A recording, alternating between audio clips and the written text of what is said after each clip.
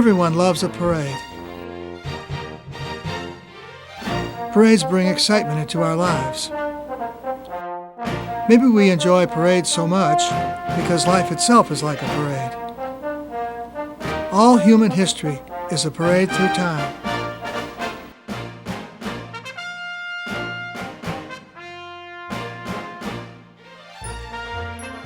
But in the parade of life, we can't just sit on the sidelines and watch. There are no mere spectators. Everyone is a participant. There are those who have marched ahead of us, who were once where we are now. And there are those who follow behind us, who will someday take our place. The names and faces change, but life goes on.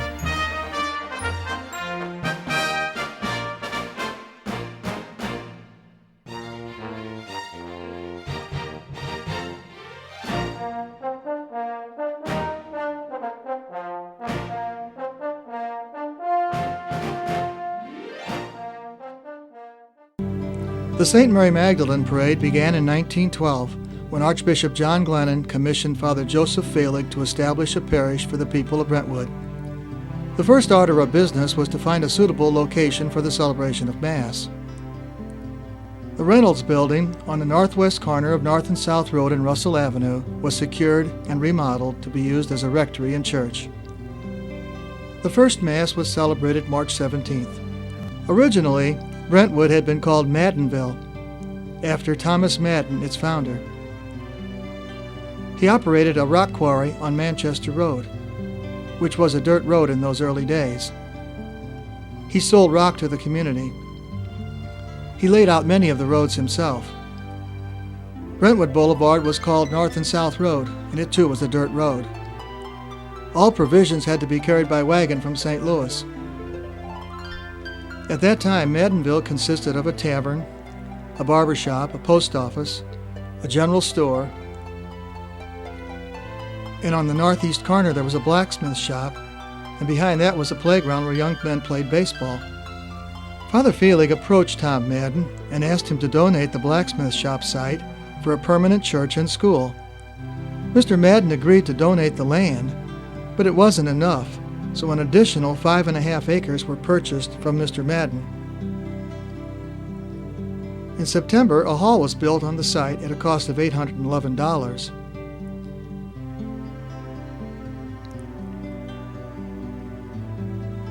On June 8, 1913, the church moved across the street to a building that was used for storing grain by Mr. Madden. This was not satisfactory, since the Mass was often interrupted by the passenger train that passed by a mere 25 feet from the building. Also, the site tended to flood during heavy rains. Then the parishioners had to walk the plank into the front door from higher ground. Finally, during the big flood of 1915, the church was moved to a hall across the street that had been previously built. Father Felig himself tended to move around during these years. But finally, in 1917, a permanent rectory was built on North and South Road, and it cost $7,000. In the spring of 1922, ground was broken for a 2-story brick school.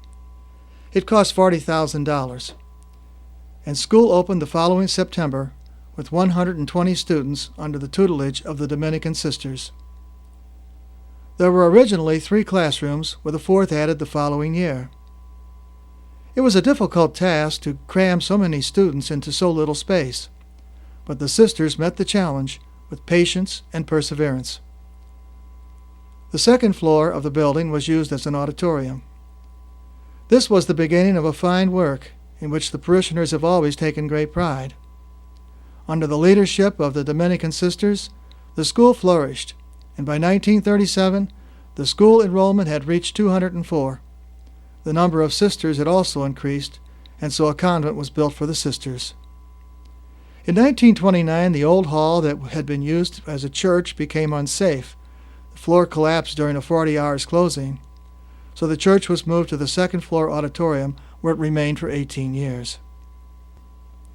In June 1929, Father Ray Wildering was appointed to assist Father Felig. And in 1931, he was replaced by Father Bernard Wegman. The participation of members of the black community in St. Mary Magdalen Church began in 1932 when Herbert Witt became interested in the Catholic faith. He, his wife Lucy, their children, and some of their neighbors, over 30 people in all, were baptized by Father Wegman. But it was a struggle for them to achieve full membership in the parish due to many instances of hurtful discrimination. My father was the instigator of the community for joining the Catholic Church, St. Mary Magdalen, with the help and the assistance of Father Bernard Wegman, the assistant pastor at St. Mary Magdalen. We then began to come into the church. We had to sit in the back, the very back of the church. We, after making our communion and being circumvented, we then still had to sit in the back. The kids could not go to school there. Under the leadership of Father Felig, many parish organizations were established. There was the Ladies' Sodality in 1912, St. Vincent de Paul 1922, Men's Association 1933, and Young Folks' Sodality 1931. But Father Felig's health deteriorated. He had crippling arthritis, and he was confined to a wheelchair.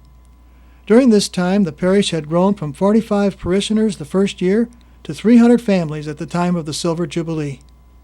Father Felig had been pastor for 29 years. He had laid the groundwork for what would follow later.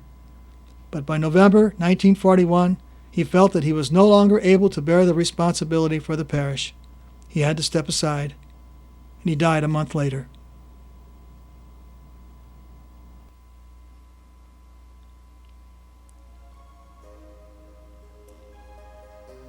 Father Gerald McMahon succeeded Father Felig as pastor.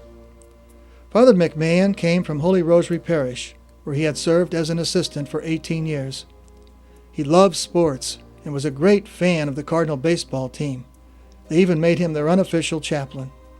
He also made annual pilgrimages to South Bend, Indiana for Notre Dame football games. He was known by parishioners to be a kind and generous person. Immediately, he saw the need to build a new church and rectory. Groundbreaking ceremonies took place on Palm Sunday, 1942. But the project was put on hold due to the war. Then, on May 17th, the building of the church was further compromised when Father McMahon had a heart attack, and recuperation took many months. In August 1944, Father McMahon received good news. Postmaster General Robert Hannikin and Congressman John Cochran, both close personal friends of his, pulled a few strings, and permission was granted by the government to begin construction of the new church and rectory.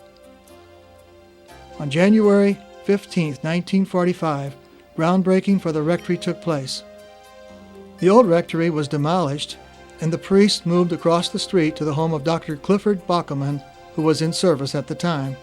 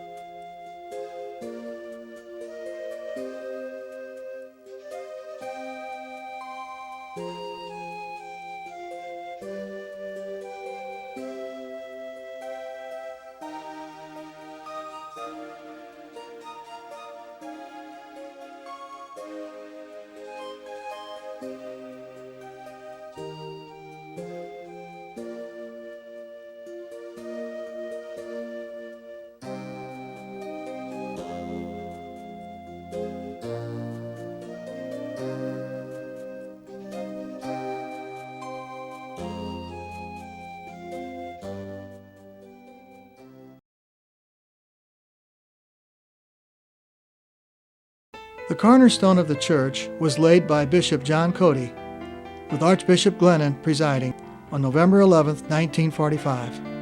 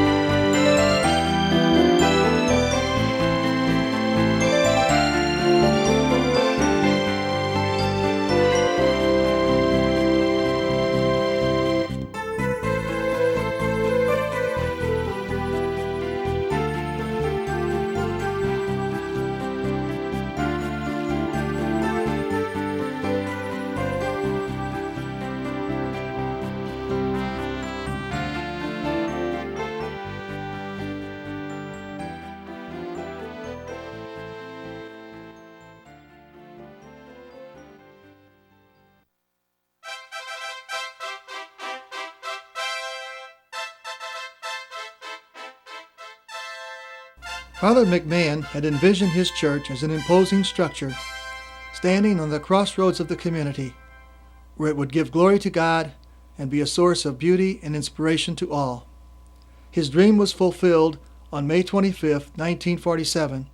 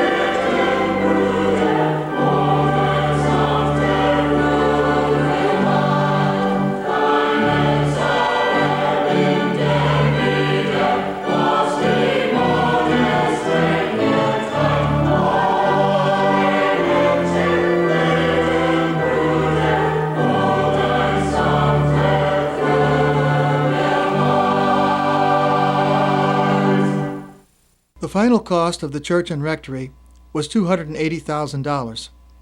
Half of the money was borrowed from the archdiocese. A pledge drive had previously been inaugurated in 1946 to help reduce the parish debt. The church, designed by Maurice Carroll and built by M.J. Lawler, general contractor, was built of Bedford stone in modern Gothic style. The altar and platform is built from a variety of marbles. The remainder of the church is trimmed in white oak. The tabernacle was a gift from the school children. The window above the main entrance was donated by Postmaster General Robert Hannikin as a memorial to his parents, John and Anna Hannikin.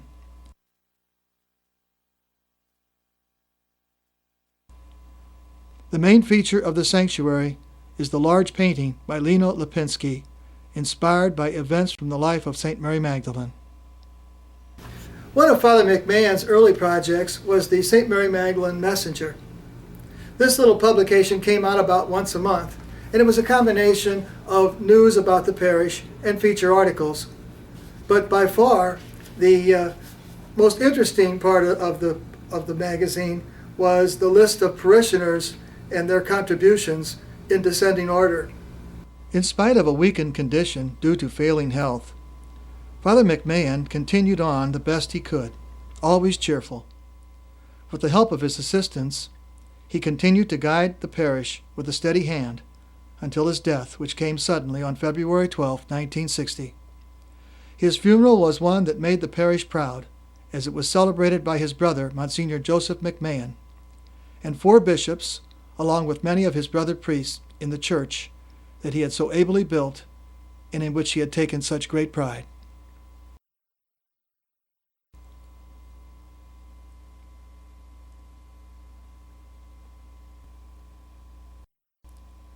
Father Thomas Durkin was appointed pastor in June 1960. He quickly realized the need for a new school. 600 children were jammed into the old building. An intensive financial tithing program was launched, and the parishioners responded with their usual generosity. My memories of the old school, dark brick building, and it was big, at least from the perspective of a small child. And I remember that the classrooms were very crowded. We had 600, almost 700 students in grades 1 through 8.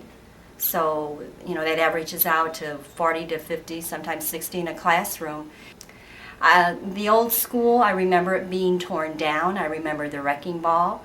And even for a while I had a little piece of the red brick, which has now since been disintegrated. But it was a memorable day watching that building be torn down.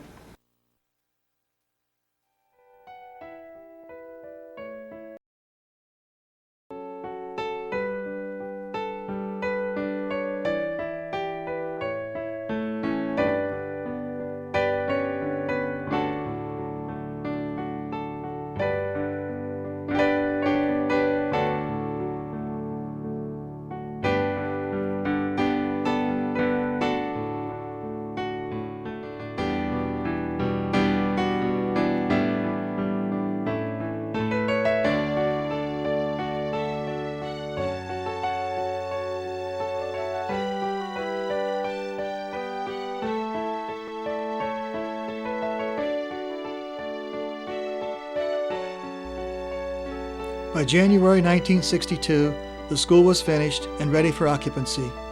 660 smiling children and their excited teachers filed into the new school.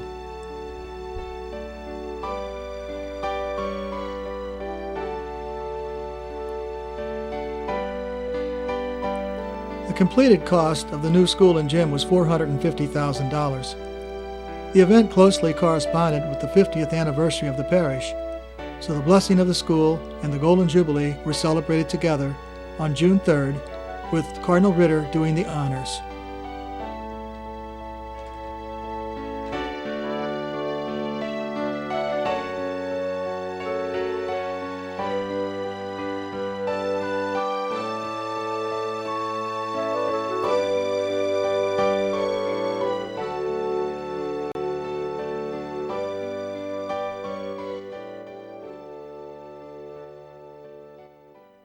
We moved into our new school when I was in 7th grade. It was about February, I believe. It was mid-year. And it was a beautiful building, bright, airy. But we filled it.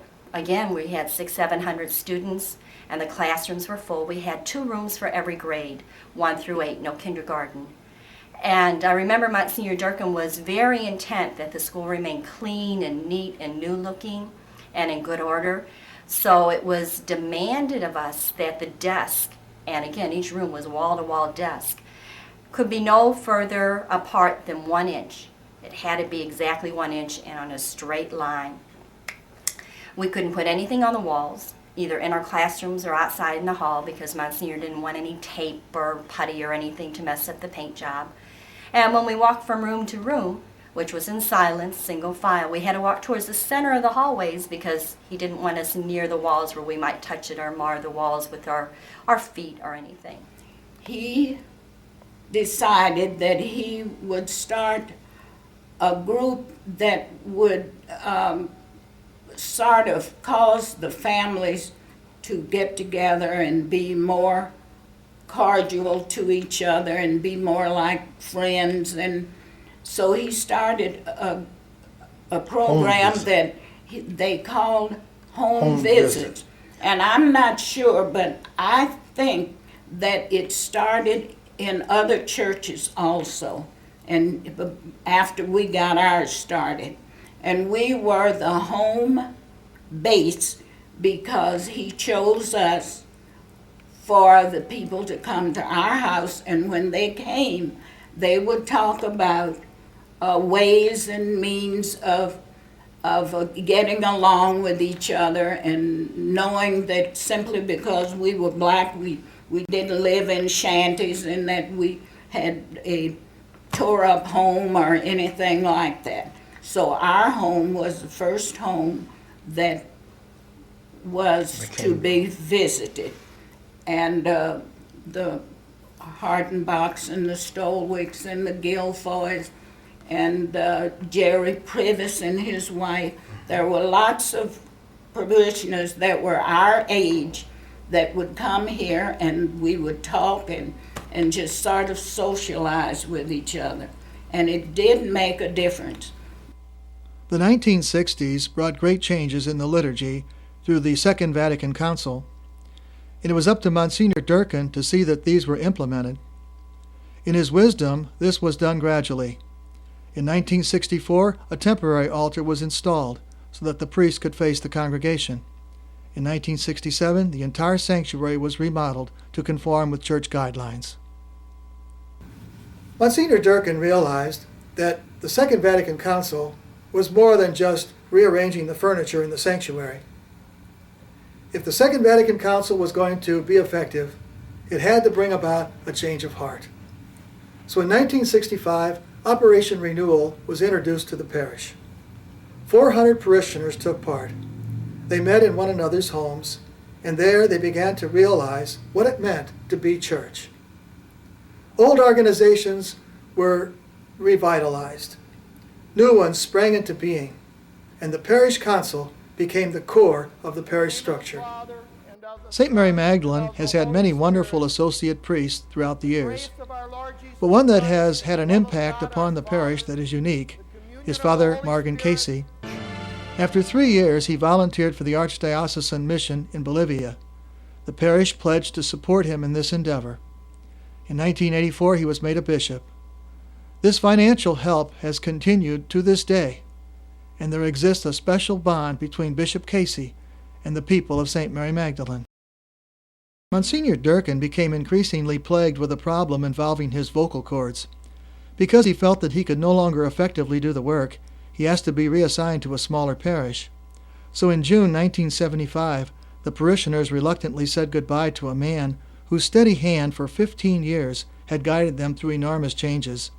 He had not only built a new school and gymnasium, which today bears his name, but the parish had been renewed.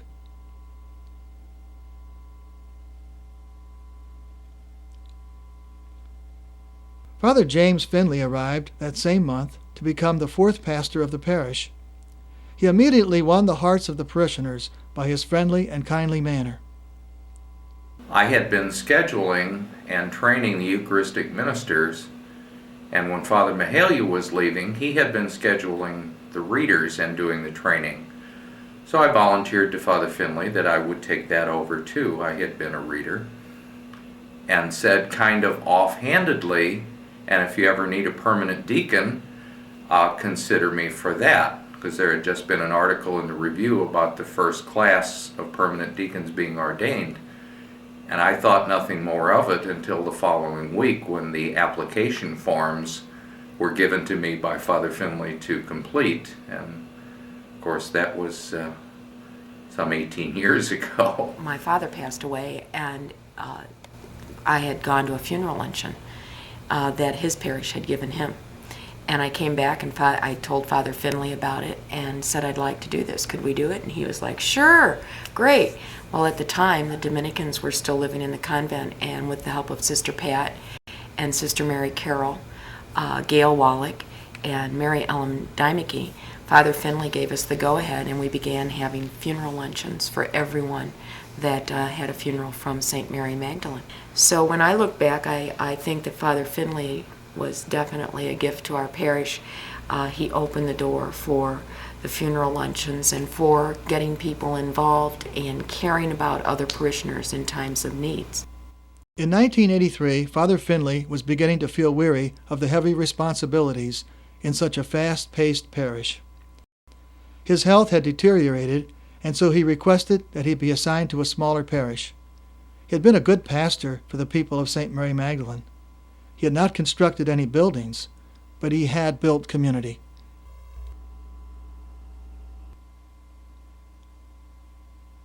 In June 1983, Father John Kilcullen was appointed pastor. He always had a smile and loved to tell jokes and stories. I guess you heard about the two Greeks. One Greek man walked into a Greek tailor shop, and he said to the tailor, "Eumenides?" And the tailor said, "Euripides?" The other one now, I don't know if you know, but about a year or so ago, Bishop Desmond Tutu of Johannesburg, South Africa, came to the United States, and he made a tour. At that time, they found out that he had relatives here in the United States, in the state of Tennessee. Of course, they're known as the Chattanooga Tutus. Anniversary. There was a group of ladies, and they were acting like they were baking a cake that they lit with 75 candles on at the end. And the ladies had little sips of wine in the school cafeteria waiting for their song to come on and waiting to go on stage. And a couple of them were kind of tipsy, and in the middle of this song, something I knew you were coming, I baked a cake, two of them fell off the back of the stage, and we had to get them back up on the stage. I don't know if it sounds funny now, but it was then.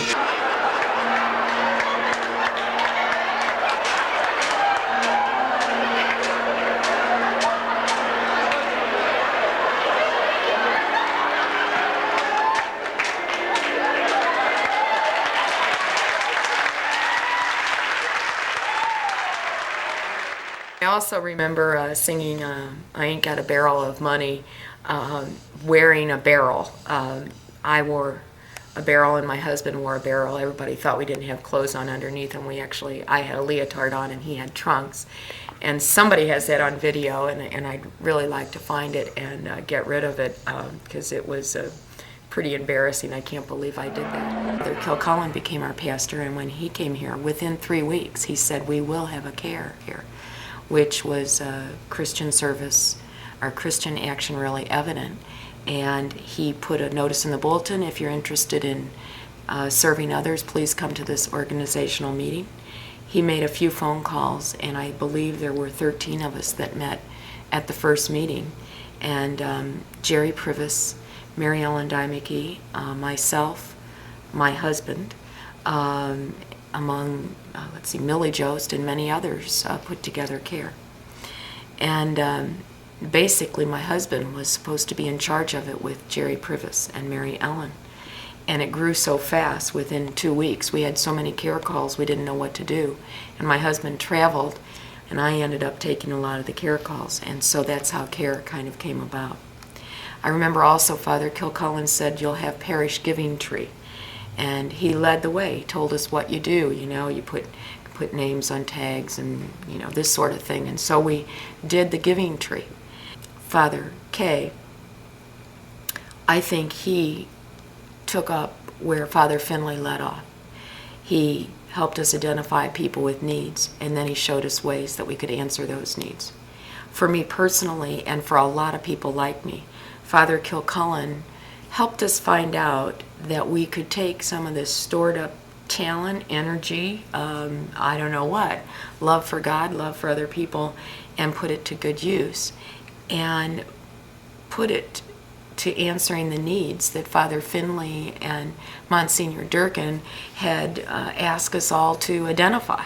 So coming out of Vatican II, all three of these pastors encouraged us in different ways to be more active laity, be more active in working with the priesthood, in working with our pastors and our associate pastors. And I think those three pastors paved the way for what we are now. By 1994, Father Kilcullen had become so incapacitated that he could hardly carry on. He had to step aside. I succeeded him. When I first came here, I was very much impressed with this parish because I realized that it was a parish with a heart. The care organization, which was very unique in the diocese at that time, and St. Vincent de Paul were very active in reaching out to the poor.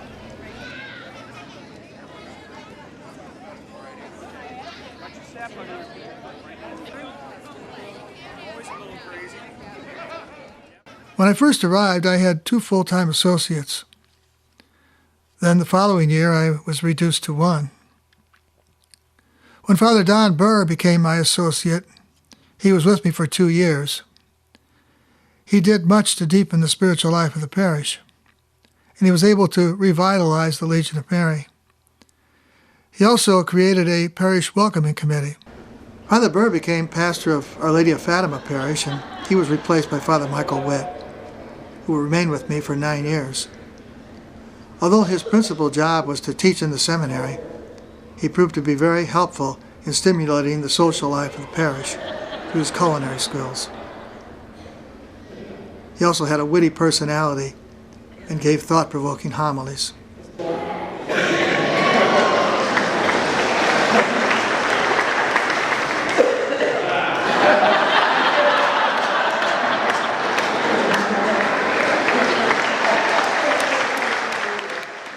As the population shifted gradually away from families to younger adults with fewer children, the school population gradually fell. However, the quality of the school improved greatly as more and more staff were added. To get this kind of quality education, the parents had to make great financial sacrifices. And it's a credit to them, as well as to the parish at large, that our school is one in which we can take great pride.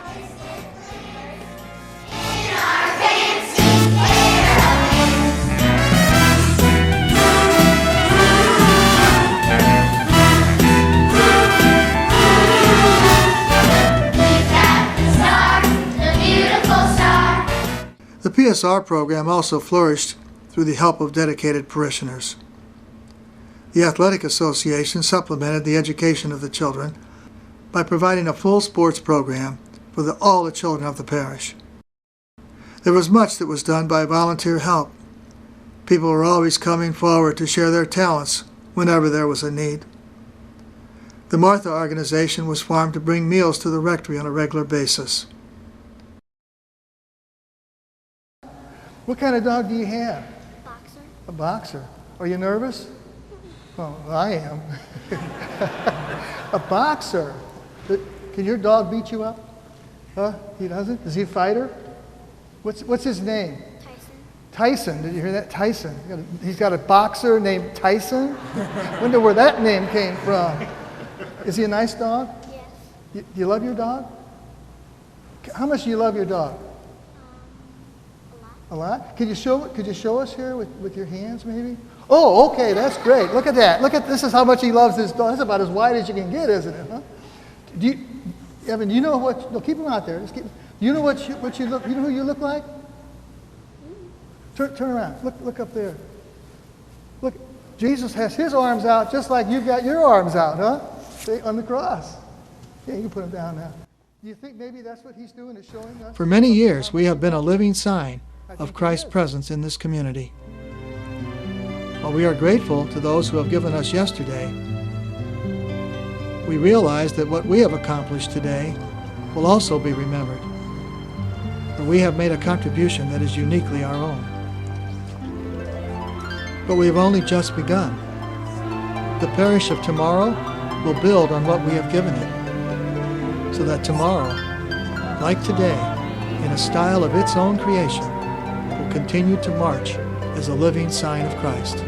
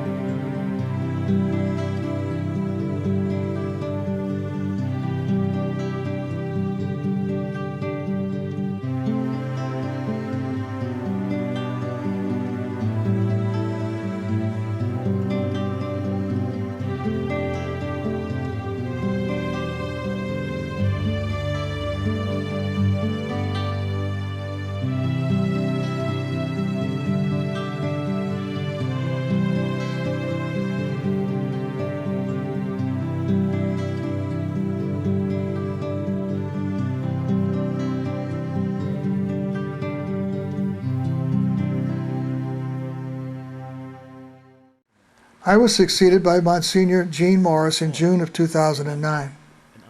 Monsignor Morris was excited to become pastor of St. Mary Magdalen since he grew up in the parish and graduated from St. Mary Magdalen School. He had his first Mass at St. Mary Magdalen Church in June of 1995.